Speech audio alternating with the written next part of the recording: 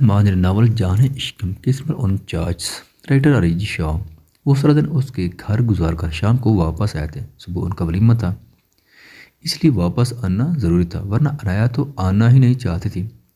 وہ پہلے بھی فارم ہاؤس میں کافی سارے دن رہ کر گئی تھی جب دادا جان کے ساتھ یہاں گھومنے کے لیے آئی تھی، لیکن اب اسے جانا تھا کیونکہ دادا جان کا فون بہت بار آ چکا تھا کہ اگر بھائی سے ملاقات ہو گئی ہو تو جناب گھر واپس تشریف لیں، یہاں بھی آپ سے کچھ ذمہ داریاں ہیں۔ شناور کا واپس جانے کا ارادہ نہیں تھا، لیکن دادا جان کے طنزیہ انداز پر وہ اٹھنے پر مجبور ہو گیا، وہ بھی صرف اس لیے کیونکہ کل ان کا ولیمہ تھا، ورنہ شاید وہ دادا جان کے طنز کو بھی آرام سے برداشت کر لیتا۔ اسے کون سا کوئی فرق پڑتا تھا؟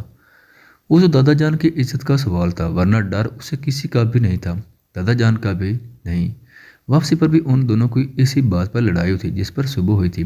آپ کو پتہ ہی نہیں ہے جس راستے پہ آپ بار بار جا رہے ہیں نا، وہ راستہ بہت لمبا ہے، ہم صبح بھی اتنے لیٹ فارم ہاؤس پہنچے ہیں، دوسرا راستہ لینا چاہیے، اور تو یہ راستہ سے ہم اتنے گھنے جنگل سے جا ہی کیوں رہے ہیں جب اتنی پکی اور مکمل روڈ موجود ہے؟ ایسے خراب راستے جانا تو بے وقوفی ہوئی نا، وہ اسے دیکھتے ہوئے کہہ رہے تھے جبکہ شناور خاموشی سے خود کو بے وقوف کہتا سن کر ضبط کر رہا تھا۔ مسٹر شناور شاہ، آپ کو ہوگا شوق چڑیل کے ساتھ رات کو جنگل میں رہنے کا، مجھے نہیں ہے، آپ ٹھیک راستے سے چلے ورنہ میں دادا جان سے آپ کی شکایت کروں گی، اور اس بار میں بالکل سیریس ہوں، وہ اسے گھورتے ہوئے بول رہی تھی، اور شناور نے آپ کی بار بھی اس کی بات کا کوئی اثر نہیں لیا تھا۔ عجیب آدمی ہیں آپ کو سمجھ نہیں آ رہا میں آپ سے کیا کہہ رہی ہوں؟ وہ اسے کندھے کو ہلاتے ہوئے اسے اپنی طرف متوجہ کرنے کی کوشش کر رہی تھی جب اچانک شناور نے بیچ سڑک پر بریک لگائے۔ اس کی اچانک اس حرکت پر وہ خود گھبرا کر اس سے دور ہوتی، کہیں اس نے چڑیل کا نام لیا تو سچ میں اس کے اندر چڑیل تو نہیں آ گئی؟ ہو سکتا ہے وہ ان کے آس پاس ہی کہیں بیٹھی سن رہی ہو۔ اس کے دماغ میں پہلے یہی بات آئی تھی کہ یقیناً اس پر کسی چڑیل کا دورہ پڑنے والا ہے۔ اس نے عجیب سی نظروں سے اس کی طرف دیکھا تو انایا نے ایک نظر باہر دیکھا تھا جہاں اندھیرا تھا، اور وہ اس اندھیرے میں اس کے ساتھ بالکل تنہا تھی، اور ویسے بھی وہ خوبصورت تو بہت تھا، اگر سچ میں کوئی چڑیل اس پر عاشق ہو کر اس کے جسم پر قابض ہو گئی ہو تو جل تو جلال تو آئی بلا کو ٹال تو۔ وہ تیز تیز ورد کرنے لگی تھی جبکہ شناور اب تک اسے عجیب نظروں سے گھور رہا تھا، جیسے ابھی اسے کچا چبا جائے گا۔ جل تو جلال تو آئی بلا کو ٹال تو، وہ اونچی آواز میں ورد کرنے لگی۔ جب وہ اس کے تھوڑے سے قریب ہوئے اس کے چہرے کو اپنے ہاتھ میں تھام چکا تھا، انایا کانپنے لگی تھی جبکہ اس کا ڈر محسوس کرتے ہوئے اس کے لبوں پر ہلکی سی مسکراہٹ آئی، اور اس کے ساتھ ہی اس نے اسے اپنے قریب تر کر لیا۔ وہ آنکھیں بند کر چکی تھی جب کچھ شناور اس کے لبوں کو اپنے لبوں کی قید میں لے چکا تھا۔ انایا کی سانس رکنے لگی، لیکن یہ شخص تھوڑا ظالم تھا، وہ جب تک اپنے لبوں کی پیاس نہ بجھا لے وہ اسے چھوڑنے کا کوئی ارادہ نہیں رکھتا تھا۔ اس کی تنگ گرفت میں وہ بری طرح سے مچل اٹھی تھی، سانس کہیں سینے میں ہی دفن ہو چکی تھی۔ وہ اس کے کندھے پہ ہاتھ مارتے مزاحمت کرنے لگی، لیکن شناور تو جیسے دنیا جان سے بے گانہ ہو چکا تھا، اس کے لبوں پر اپنے لبوں کی سخت گرفت جمائے وہ دنیا جہاں بھولے ہوئے تھا۔ اگر اسے کچھ پتا تھا تو صرف اتنا کہ اس کی باہوں میں اس کی محبت ہے، اس کی جائز ملکیت ہے، جسے محسوس کرنے کے لیے، جسے اپنے پاس رکھنے کے لیے، جسے چھونے کے لیے اسے کسی کی اجازت کی ضرورت نہیں ہے، لیکن اس کے باوجود بھی وہ اپنے دل پر پہرے لگائے بیٹھا ہے، صرف اس کی مرضی کے لیے، اس کی خوشی کے لیے۔ لیکن اس وقت اسے صبر کرنے کے لیے بھی کچھ چاہیے تھا، اور اب وہ اپنا حق محسوس کر رہا تھا جو انایا کے لیے بہت مشکل تھا۔ وہ اپنا آپ چھڑوانے کی ہر ممکن کوشش کر رہی تھی جب کچھ شناور خود ہی ترس کھا کر پیچھے اپنے سیٹ پر بیٹھ گیا، جبکہ انایا اگلے ہی لمحے میں چہرہ پھر کر سیٹ سے سر لگاتی گہرے گہرے سانس لینے لگی۔ شناور نے مسکرا کر اس کی طرف دیکھا تھا، وہ جانتا تھا اب وہ اس کی طرف دیکھنے کی غلطی نہیں کرے گا۔ اس نے بڑے ہی دلکش انداز میں اپنے ہونٹوں پر انگوٹھا پھیرا اور پھر گاڑی سٹارٹ کر دی۔ واپسی کا سفر بہت خاموشی سے گزرا تھا، وہ جو کب سے بولنے جا رہی تھی اب بالکل خاموش بیٹھی ہوئی تھی۔ شناور نے دوبارہ اسے مخاطب نہیں کیا تھا کیونکہ وہ اس کی کنڈیشن کو سمجھ سکتا تھا۔ اسے حیرت خود پر تھی کہ وہ اتنا بے لگام کیوں ہو گیا، لیکن پھر اسے اتنا خوبصورت لگنا ہی نہیں چاہیے تھا کہہ کر خود بری ذمہ ہو گیا۔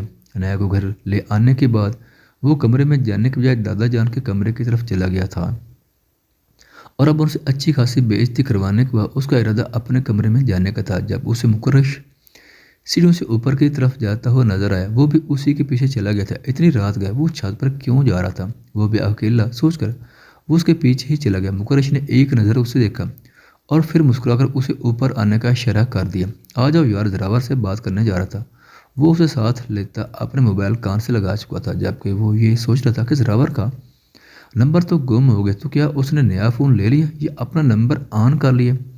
تمہارے پاس اس کا نمبر ہے کیا؟ اسے اس کا موبائل واپس مل چکا ہے۔ وہ اس کے ساتھ ہی آتے ہوئے پوچھنے لگا تھا۔ سارا دن اس کے ساتھ رہتے ہوئے اسے یہ پوچھنے کی ضرورت ہی محسوس نہ ہوئی کہ وہ اسے رابطہ کیسے کرے گا۔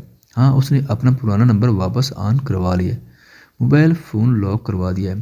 وہ جس کے پاس بھی ہوگا اس کے بھی کسی کام کا نہیں، اور انفارمیشن کے مطابق پتہ چلا کہ وہ ہمارے ہی گھر میں ہے، لیکن کہاں یہ پتہ نہیں چل سکا۔ ضرور کا کہنا ہے کہ ہو سکتا ہے کسی نوکر نے کیا، لیکن اس کو فون چوری کرنے کے بعد اسے گھر سے نکال دینا چاہیے تھا، لیکن ایسا نہیں ہوا۔ اگر تو اس کو کہیں پر صبح یا پھر وہ کہیں اور ہوتا تو ہم سمجھ سکتے تھے کہ وہ چوری ہوا ہے، لیکن وہ فون اب تک اسی گھر میں ہے، اور اسی موبائل میں ہی زراور اور زرشی کی شادی کی ساری معلومات تھیں۔ وہ نکاح کی ویڈیو، وہ تصویریں جو ان چینل پر وائرل کی گئی ہیں، وہ ساری کی ساری اس کے اسی موبائل میں تھی، اور زراور کو لگتا ہے کہ وہ موبائل کسی نے اسی نیت سے اٹھایا تاکہ وہ ان چیزوں کو وائرل کر سکے۔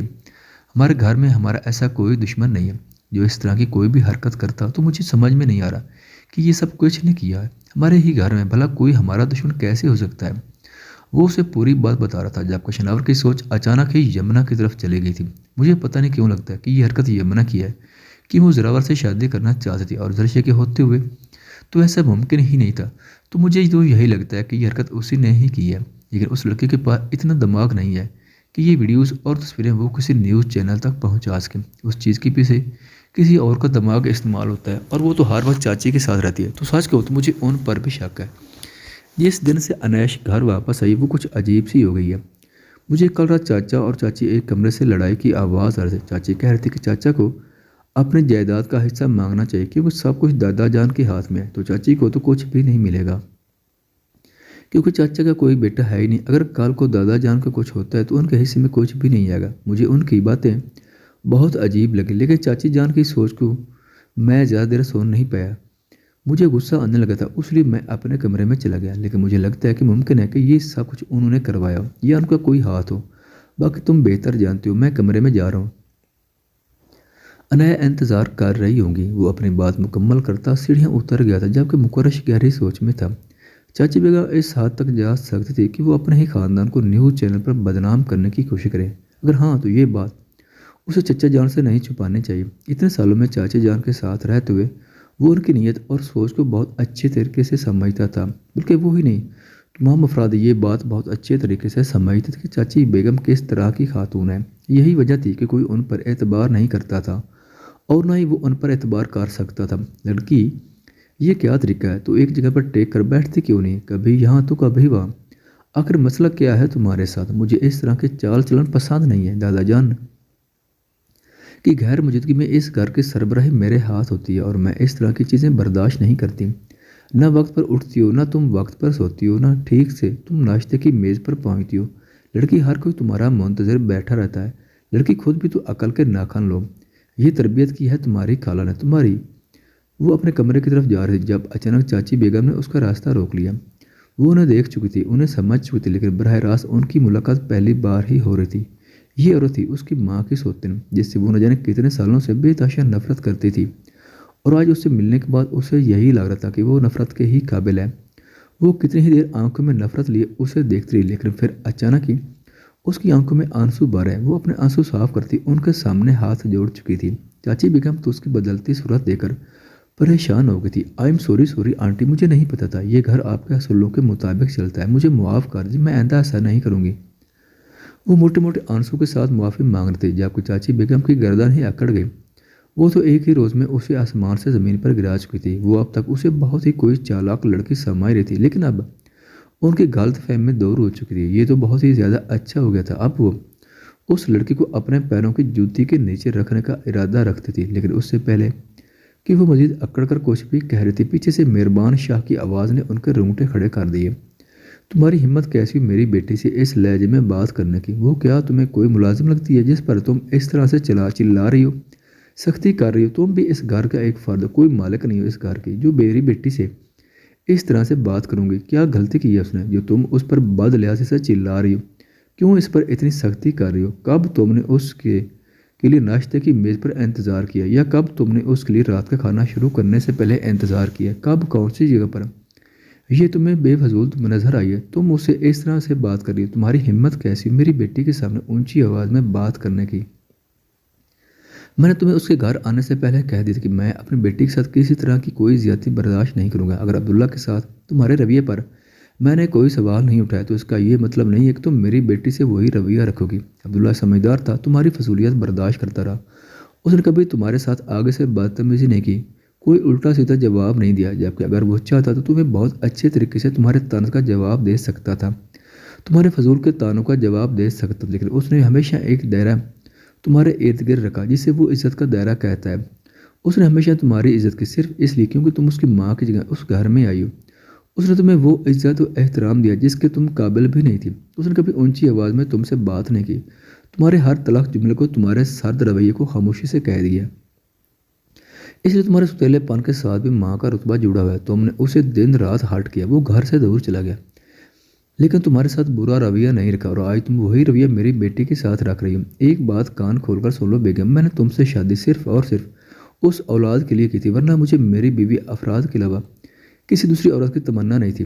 تم اس گھر میں صرف اور صرف بچوں کی وجہ سے آئی تھی، اور تمہیں انہی کے ساتھ اتنا برا سلوک کرتی ہو۔ آج تمہاری وجہ سے میری بیٹی کی آنکھوں میں آنسو ہیں، اور یہ چیز میں برداشت نہیں کر سکتا۔ بہت منتوں مردوں کے بعد میں نے اپنی بیٹی کو واپس پایا۔ خبردار جو تم نے اس کا دل دکھانے کی کوشش کی، ورنہ میں بھول جاؤں کہ تمہارا ساتھ میرا کیا تعلق ہے۔ وہ بےحد غصے سے کہہ رہے تھے، ان کے منہ سے چنگاریاں برس رہی تھیں، جبکہ وہ تو حیرانگی سے بس یہ پلٹنے والے منظر کو دیکھتے۔ یہ لڑکی جو تھوڑی دیر پہلے انہیں بہت ہی معصوم اور سیدھی سادی لگی تھی، اب اس کے آنسوؤں کے پیچھے مسکراہٹ نے جیسے ان پر سب کچھ واضح کر دیا تھا۔ یقیناً یہ سارا ڈرامہ اس نے مہربان شاہ کو دیکھنے کے بعد ہی کیا تھا۔ مہربان شاہ بہت غصے میں نظر آ رہے تھے۔ ان کا فون بجا تو وہ اپنا فون لیے سیڑھیوں سے نیچے اتر گئے، جبکہ جاتے جاتے انیش کو کمرے میں جا کر آرام کرنے کے لیے کہا تھا۔ اب وہ دونوں ہاتھ سینے پر باندھے ایک شاطر مسکراہٹ اپنے لبوں پر سجائے انہیں دیکھ رہی تھی۔ دس ٹائپ مدر، اپنی خالہ سے میں نے تہذیب اور تربیت تو نہیں سیکھی، لیکن جھوٹ کے آنسو بہانا سیکھ لیا ہے، اور پلیز مجھ سے پنگا مت لیجیے گا، میں آپ کی سوچ سے زیادہ چالاک ہوں۔ یہ تو شروعات ہے، آگے آگے دیکھیے ہوتا ہے کیا۔ سن تو لیا ہی ہوگا آپ نے میرے باپ کو، نہ تو کل آپ کی ضرورت ہے اور نہ ہی آج آپ کی تمنا ہے۔ اس لیے مجھ سے بات کرتے ہوئے ایک بات بہت اچھے طریقے سے سمجھ جائیں کہ دادا جان کے بعد اس گھر کی سربراہ شاید آپ ہوگی، لیکن اس خاندان کی اکلوتی پوتی میں ہوں، اور آپ سے زیادہ یہاں میری چلے گی۔ اگلی دفعہ میرے سامنے گردن اکڑا کے بات مت کیجیے، کیونکہ میری خالہ نے مجھے سچ میں کسی طرح کی کوئی تہذیب و تربیت نہیں سکھائی، اور جو سکھایا وہ آپ برداشت نہیں کر پائیں گے۔ Good night. وہ مسکرا کر اپنے کمرے کی طرف چلی گئی تھی، جبکہ چاچی بیگم بس اس کی چھوڑی ہوئی راہ دیکھتی رہی۔ یہ لڑکی ضرورت سے زیادہ چالاک تھی، وہ اسے معصوم سمجھ کر غلطی کر رہی تھی۔ اگر اس کی ماں نے اس کے باپ کو ایک ہی نظر میں اپنا نہ بنایا ہوتا تو شاید وہ اس کی ماں کی جگہ نہیں بلکہ اپنی جگہ یہاں آتی، لیکن یہ بھی قدرت کا ایک کھیل تھا۔ مہربان شاہ نے افرا سے شادی کر لی، اور ان کی شادی ان گھر والوں نے کسی اور آدمی سے کر دی۔ شاید کہ شادی کے 11 سال بعد جب انہیں کوئی اولاد نہ ہوئی، شوہر اور سسرال والوں کے لائے سے تانگ آ کر طلاق لے کر بیٹھے تو وہی شخص اس کے نصیب میں واپس لکھ دیا گیا، لیکن 2 بچوں کے ساتھ نہ اس کی اپنی کوئی اولاد تھی اور نہ ہی اسے بچوں سے کوئی لینا دینا۔ انیش تو اس کے نکاح والے دن ہی غائب ہو چکی تھی، جبکہ عبداللہ کوئی بالکل چھوٹا سا معصوم بچہ نہ تھا، بلکہ وہ 11 سال کا اچھا خاصا سمجھدار بچہ تھا، جس نے شروع میں اس کے وجود میں اپنی ماں کو ڈھونڈنے کی کوشش کی، لیکن جلد ہی اسے احساس ہو گیا کہ نہ تو اس عورت میں وہ اپنی ماں پا سکتا ہے اور نہ ہی اس عورت کو اولاد کی کوئی خواہش ہے۔ اس کے سرد تلخ رویے نے عبداللہ کو اپنے آپ ہی اس سے دور کر دیا تھا۔ وہ تقریباً 6 ماہ ان کے پاس رہتا اور پھر اپنی پڑھائی کے لیے ہاسٹل چلا گیا۔ اس کی واپسی ہوئی تب بھی اس عورت کا رویہ اس سے کافی لیا دیا تھا، اور پھر وہ اکثر اس کی ماں کے بارے میں ایسے الفاظ کہہ جاتی کہ وہ سن کر رہ جاتا، لیکن آگے سے اس نے کبھی ان کے ساتھ کوئی بدتمیزی نہیں کی تھی، نہ ہی اس عورت کے ساتھ برا رویہ رکھا تھا، اور نہ ہی کبھی اس کی شکایت اپنے باپ سے کی تھی۔ وہ اپنے گھر میں کسی طرح کی کوئی لڑائی نہیں چاہتا تھا، جبکہ اس کی اس بات کو چاچی بیگم بہت اچھے طریقے سے سمجھ گئی تھی۔ وہ اکثر اسے ٹارچر کرنے لگی تھی، اسے اس کی ماں کے نام پر تانگ کرتی، اور اکثر تو یہ کہتی تھی کہ تمہاری ماں بھاگ کر یہاں آئی تھی، اور وہ خاموشی سے ہر بات برداشت کر جاتا۔ پھر وہ اپنی ہائر اسٹڈی کے لیے امریکہ چلا گیا، اور پھر جب اس کی واپسی ہوئی تو اس نے خود ہی چاچی بیگم سے اپنا تعلق ختم کر لیا۔ وہ نہ تو اس جگہ جاتا تھا جہاں وہ پائی جاتی تھی، اور نہ ہی خود سے کبھی انہیں مخاطب کرتا تھا۔ اس طرح سے یہ ستیلے پن کا رشتہ پیدا ہی نہیں ہوا، لیکن وہ ان کی سوچ سے کہیں درجے آگے نکلی تھی۔ لیکن آج اسے ایک اور بات پتہ چلی تھی، مہربان شاہ عبداللہ کے ساتھ اس کے رویے سے واقف تھے۔ شاید یہی وجہ تھی کہ مہربان شاہ نے بھی کبھی انہیں کوئی اہمیت نہیں دی تھی۔